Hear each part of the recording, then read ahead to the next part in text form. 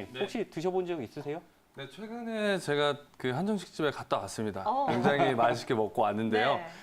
그런 우리 생활 속에서 음식 속에서 그 혹시 약의 효과나 이런 그 우리가 몸이 좀 안 좋거나 할 때 평소에 관리할 수 있는 이런 부분.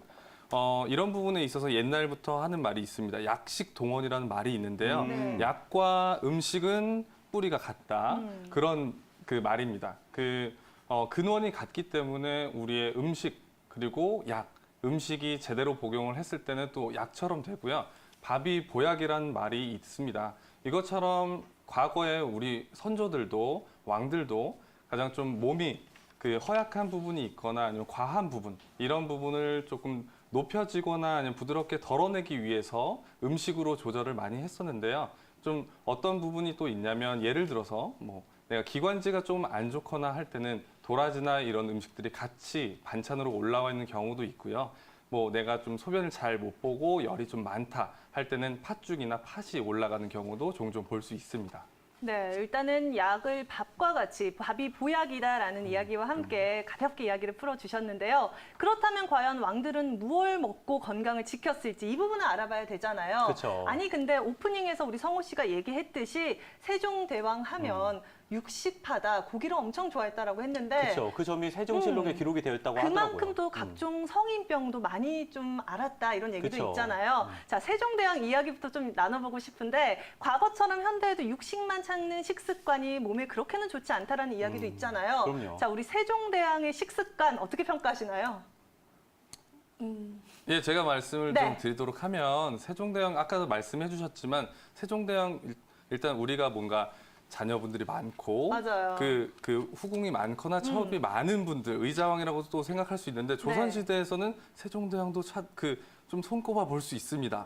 세종대왕이 고기를 조금 좋아하신 이유가 좀 있었는데요. 네. 좀 소위 말해서 우리 뭐 정력 부분이나 이런 부분의 보강을 위해서 세종대왕이 고기를 좀 많이 찾으셨다라는 그런 기록들이 있는데 실제로 뭐 성인병 이런 부분에 어떻게 보면 표본 이런 그런 왕이시기도 합니다. 그래서 고기를 육류를 많이 먹는 식습관 자체가 꼭 좋지는 않고요. 성인병 자체도 좀 성인병이나 피부병도 많이 달고 사셨다고 해요. 그래서 지금처럼 과거에도 육식만이 좋았지는 않다는 것을 좀 볼 수 있는 그런 사례가 아닌가 생각합니다. 그렇다면 이 음식만으로도 해결되지 않은 이 보충적인 보양식들이 또 있을 것 같거든요. 그쵸. 자, 왕들에게 또 보약이 될 수 있는 것들 어떤 것들이 있을까요? 네, 우리 왕들에게 우리 조선 시대 네. 그리고 그 이전에 올라가 봤을 때도 왕들이 약만으로 그리고 또는 밥만으로는 네. 음식만으로는 내 체질이나 이런 부분에 약해진 부분을 개선하기가 좀 어렵기 때문에 네. 그쵸. 복용하셨던 굉장히 좋은 보약이 있습니다. 어떤 그것이 건가요? 바로 공진단인데요. 공진단의 이름 자체도 네. 받들 공자에 오. 북극성을 의미하는 별 진자를 씁니다. 북극성은 보통 황제를 의미하고 왕을 의미하는데요. 황제, 왕을 받드는 좋은 보약이라고 해서 이름이 바로 공진단입니다. 이 공진단 같은 경우에는 우리 조선시대에서 조선 왕조실록에선 찾아보기는 조금 힘들지만 승정원 일기에는 그 기록이 남아 있는데요. 일단 첫 번째로 경종께서는 공진단을 좀 수시로 복용을 하셨습니다. 날 때부터 조금 허약하고 원기가 부족했기 때문에 공진단을 수시로 복용을 좀 하셨고요. 조금 전에 말씀해 주셨던 정조 그리고 순조는 스트레스가 워낙에 좀 크고 마음적으로 굉장히 괴로울 때가 많았어서 이런 마음에 뭉친 우울화 이런 부분을 흐트러뜨리고 내 기운을 높여주기 위해서 공진단을 주로 자주 복용하셨다고 기록이 좀 나와 있는데요. 이렇듯이 과거에도 음식만으로 그리고 내 생활 습관만으로는 내 체질 개선이나 부족한 부분을 보충해주기 어려울 때 이런 공진단과 같은 보충해주는 보약, 좋은 명약들을 많이 복용했던 것을 알 수 있습니다. 그렇듯이 현대에서도 밥만으로 생활 습관으로 교정이 좀 어려운 경우에는 공진단과 같은 보약, 복용이 좀 필요하다고 볼 수 있겠습니다. 해성 원장님, 이분의 증상에 대해서 어떻게 생각하시나요? 네, 이분의 증상 제가 봤을 때는 좀 화병에 가깝다고 볼 수 있는데요. 이 화병 같은 경우는 우리가 소위 쉽게 많이 쓰는 단어이기도 합니다. 그렇죠. 그 화병 자체를 보면 화병이란 병명 자체가 있는 것은 아니고 실제로는 울화병이라고 합니다. 그 막힐 울에 불화자를 써서 우리 가슴 쪽의 기운이 원활하게 소통되진 않고 스트레스나 과한 감정들이 오래 반복이 되다 보니까 이게 그 기운을 뭉쳐서 불을 마음속에 가슴 속에 불러일으켜서 나타나는 질병들을 좀 총칭하는데요. 이제 한가위가 다가오고 있습니다. 여성분들 굉장히 스트레스가 좀 많으실 거고 이게 아마 풀리지는 않을 거예요. 이제부터 화병에 대해서 좀 알아보면서 이 부분에 대해서는 좀 한약적으로 어떤 치료가 가능하기 때문에 이런 부분 내가 화병인지 화병 또는 화병 때문에 좀 고생을 좀 하고 계신 분들은 이런 부분에 있어서 좀 귀 기울여서 보실 필요는 있을 것 같습니다. 그렇다면 자가 진단할 수 있는 방법 어떤 것들이 있을까요? 네. 화병에 대해서는 우리가 많이 듣고 많이 보고 나도 혹시 화병이 아닌가 궁금할 수 있는데요. 일단 방송을 보시면서 내가 화병인지 아닌지 먼저 구분할 수 있는 자가 진단법에 대해서 설명해 드리려고 합니다. 일단 최근에 좀 불안하고 초조한 감정이 좀 많이 들고 그리고 내가 좀 평소에 이렇지 않았는데 좀 예민해진 그런 부분이 있다. 또는 내가 좀 우울하고 이런 우울한 감정이 지속되는 경우 그리고 불면이 좀 지속되는 경우에 좀 약간 화병이 아닌지 의심해 볼 필요도 있는데요. 이 외에도 자가 진단할 수 있는 증상들이 여러 가지 있습니다. 먼저 식욕이 저하되고 소화가 좀 불량해지는 경우도 이에 속할 수 있고요. 그리고 목의 이물감, 아까 상담을 요청해 주신 분처럼 목에 뭔가 걸린 것 같고 삼키고 싶은데 삼켜지지 않고 뱉어지지 않는 이런 증상이 있을 때도 화병을 의심해 볼 수 있습니다. 또한 가슴의 두근거림이나 답답함이 같이 발생하는 경우도 대다수고요. 또한 약간 열은 위로 오르고 손발은 차갑고 그래서 상열감은 좀 있으면서 배는 차갑고 손발이 차가운 수족냉증의 증상이 있을 때도 이런 증상들이 좀 어느 정도 오랫동안 지속이 된다라고 하면 내가 화병이 아닌지 좀 의심해 볼 필요가 있습니다. 또한 이런 증상이 있으면서 우리 가슴 정중앙에 단중혈 그리고 전중혈이라고 부르는 혈자리가 있습니다. 우리 가슴 딱 일자 선을 그어서 정중앙인데요. 단중혈, 전중혈을 눌렀을 때 통증이 악 하고 과하게 나타나는 경우 내 심장에 내 마음에 화가 많이 쌓였고 화병일 수 있겠구나라고 생각해 주시는 것이 좋을 것 같습니다.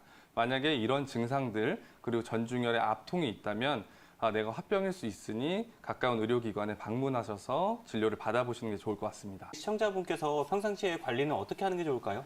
네, 이런 화병 같은 경우에는 생활 습관 조절도 같이 해주시는 게 좀 좋을 것 같은데요. 일단 첫 번째로 스트레스 상황을 좀 피하시는 것이 좋을 것 같습니다. 물론 불가항력적으로 내가 피할 수 없으면 어쩔 수 없지만 이런 상황에서 이런 사람들의 모임에서 스트레스를 많이 받는다면 그런 상황은 약간 벗어나시는 게 좀 좋을 것 같고요. 규칙적인 생활을 하시는 게 좋습니다. 내가 일어나는 시간, 식사하는 시간 등을 딱 맞춰서 규칙적인 생활을 하시다 보면 이런 화병이나 우울감 극복하실 수 있습니다. 그리고 우리 몸이 좀 건강한 육체, 건강한 정신이라고 하죠. 적절한 운동을 통해서 몸을 좀 강화시키고 체력을 높일 수 있다면 이런 화병도 잘 극복할 수 있을 거라고 생각하고요. 그리고 흡연과 음주, 스트레스 받는다고 이런 부분 멀리하는 게 좋습니다. 그리고 취미 생활을 하나 정도 하면서 나도 모르게 쌓였던 그리고 풀리지 않았던 스트레스나 화를 적절하게 푸는 것이 좀 중요할 것 같고요. 이렇듯이 생활 습관 조정도 같이 해주시는 게 좋을 것 같습니다.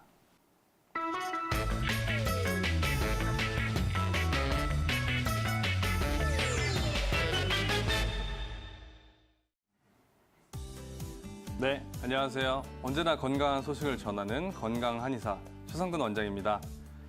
이제 더웠던 여름이 지나가고 천고마비의 계절, 가을이 다가오고 있습니다. 말이 살찌듯이 나도 좀 살이 찌기 쉬운 계절인데요. 이런 비만의 다이어트에 대해서 굉장히 궁금증이 많고 풀리지 않는 숙제라고 안고 가지고 계시는 분들이 많기 때문에 이런 비만 또는 다이어트에 대해서 좀 알려드리려고 합니다. 먼저 비만의 원인에 대해서 좀 찾아볼 수 있는데요. 첫 번째로는 갑상선 기능 저하증이나 이런 같은 등의 질병이 있는 경우에도 이런 비만 발생할 수 있습니다. 두 번째로는 우리가 다 아는 내용이죠. 과식, 그리고 고칼로리 음식을 자주 섭취하는 것입니다. 그리고 세 번째로는 활동 저하인데요. 활동량 저하, 즉 운동 부족인 경우에도 비만이 발생하는 경우가 있고요. 그리고 스트레스를 좀 많이 받는 경우에도 몸에 부종이 생기고 비만이 초래되는 경우도 있습니다. 그럼 이런 비만이 경우 왜 다이어트를 왜 해서 이런 비만을 왜 치료를 해야 되는지 궁금하실 수 있는데요. 이 부분에 대해서 알려드리도록 하겠습니다. 제가 말하고자 하고 싶은 부분은 단순한 살을 빼는, 몸무게를 빼는 것이 아니라 몸에 체지방이 많았을 때, 고도 비만이나 비만일 때 이것을 치료해야 되는 이유에 대해서 설명을 해드릴 건데요. 먼저 질병 그리고 대사증후군 예방입니다.